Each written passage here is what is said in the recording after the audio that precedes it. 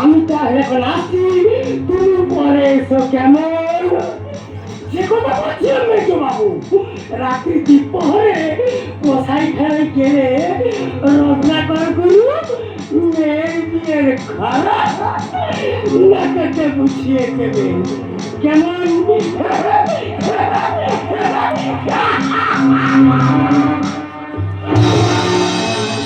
নাকাতে বুঝিয়ে দেবে কেমন?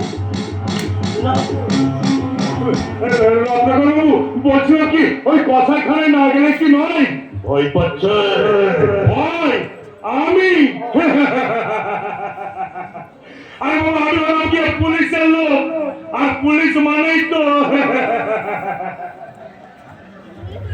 মানে কথা বলছিলাম, ওই বরপক্ষ আমাকে ফোন করে বললো যে বরযাত্রী কিছু বাড়বে, মানে মাংসের টান পড়তে পারে। তুই মিষ্টি না, ওটা বড় মেয়ের বিয়েতে ওই বড় সম্বন্ধী দেবে বলেছে আজকে। হ্যাঁ, আরো কি কথা বলছিলাম, ওই হবু জামাই বাবাজি আমাকে ফোন করে বললো যে শ্বশুর মশাই একটা মোটর সাইকেল দিতে হবে, আর বুঝতে তো পারছেন যে নগদ কত টাকা লাগবে। হ্যাঁ, আরো কি কথা বলছিলাম, আর কিচ্ছু বলার দরকার নেই, যেটা আমি বলছি কান খুলে শোনো। বলুন বলুন না বলুন। তারকার বংশ আমি নিবংশ করে দিলাম। এবার এবার সুভদ্রা দেবীকে আমি বিধবা করব। তারপরে আপনার বড় মেয়ের বিয়ের কাজ আমি সম্পূর্ণ করব কেমন?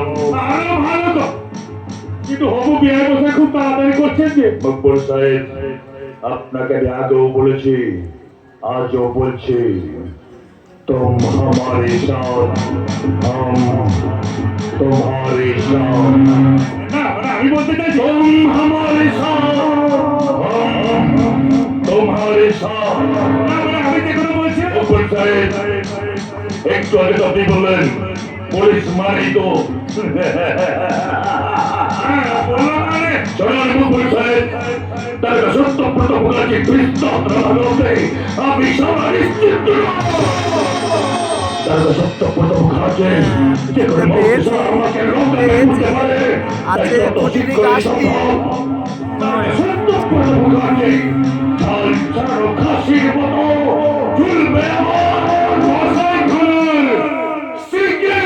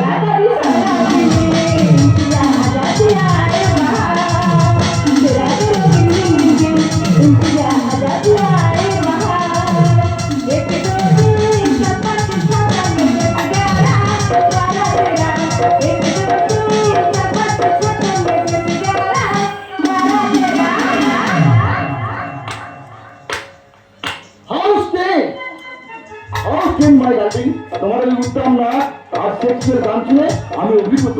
বাই বাই, সারপ্রাইজ দেখতে পাচ্ছি। কি সারপ্রাইজ দেবে ডার্লিং? ফুলের তোড়া, সোনার মেডেল নাকি ব্রোঞ্জের photo? No no darling, no. ফুলের তোড়া, সোনার মেডেল, ব্রোঞ্জের ফটো তোমার জন্য যথেষ্ট সারপ্রাইজ নয়।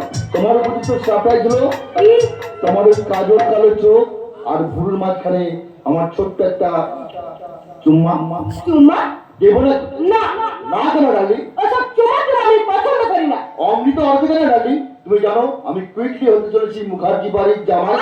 শোনো ছাড়ো না। শোভো না? কেন খাবে? আমি তোমাকে ভালোবাসি। ভালোবাসা যদি দূরত্ব বজায় না থাকে, সেই ভালোবাসার নাম হলো নোংরামো। আর কি তুমি যে এত গভীর চিন্তা করো তা তো জানতাম না। ইয়েস, মেনে নিলাম, কিন্তু আজ ভোর যে আমি স্বপ্ন দেখলাম সেটা কি মিথ্যা? স্বপ্ন? হ্যাঁ স্বপ্ন। তা কি স্বপ্ন দেখেছিলে?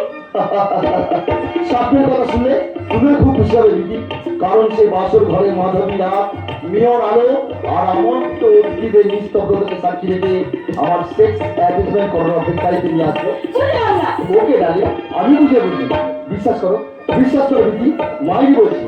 আজ ভোরে আমি স্বপ্ন দেখলাম বাসর ঘরে এক বিছানায় তুমি আর আমি পাশাপাশি শুয়ে আছি। আমি ঘুমাচ্ছি আর তুমি সিলের জলের মতো চুপি চুপি আমার